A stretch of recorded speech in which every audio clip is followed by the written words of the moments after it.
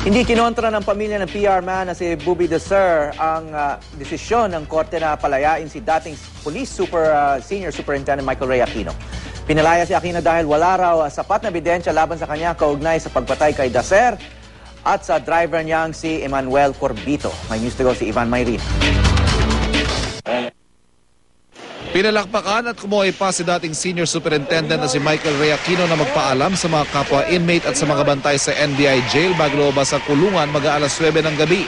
Ayon sa korte, hindi sapat ang ebidensya laban kay Aquino sa kasong pagpatay sa PR man na si Bobby Desir at driver nitong si Emmanuel Corbito. Natagalan ng ilang oras ang kanyang pag-alis dahil sa medical exam na bahagi ng proseso ng kanyang paglaya. Pero naging mailap si Aquino sa media at nagpasabi na hindi muna siya magpapaunlak ng panayam o magbibigay ng anumang pahayag. Pero isang source ng GMA nakapagpakuha pa ng litrato kasama si Aquino nang inaayos ang release nito. Good mood daw si Aquino na naka-orange na polo shirt at relieved daw siya na lalabas na siya. Hindi rin siya nagbigay ng anumang detalye kung saan siya tutungo sa unang gabi ng kanyang paglaya. Hunyo ng isang taon na ma-detain sa NBI si Aquino matapos ma-extradite mula Amerika kung saan isang dekada siyang nanatili at nakulong pa dahil sa isang espionage case. Nasangkot siya sa Desir Corbito case dahil sa affidavit ni dating Police Senior Superintendent Cesar Mancao II noong 2009.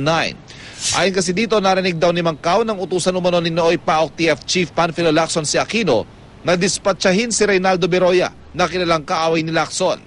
Pero sagot daw ni Aquino, uunahin niya si Delta na kinaiinisan na raw ng isang bigote. Si Desir daw ang tinutukoy na Delta habang si dating Pangulong Joseph Estrada si Bigote. Itinatanggi na noon ni Aquino na may kinalaman siya sa kaso.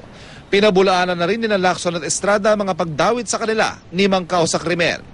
Nasa Amerika mga miyembro ng pamilya Desir pero ayon sa kanilang abogado hindi raw nila kinontra ang desisyon ng korte dahil wala silang inihain na kaso laban kay Aquino. Ang inihain nila noong kaso ay laban kay Lacson pero dinismiss na ng korte. Ivan Mayrina, GMA News.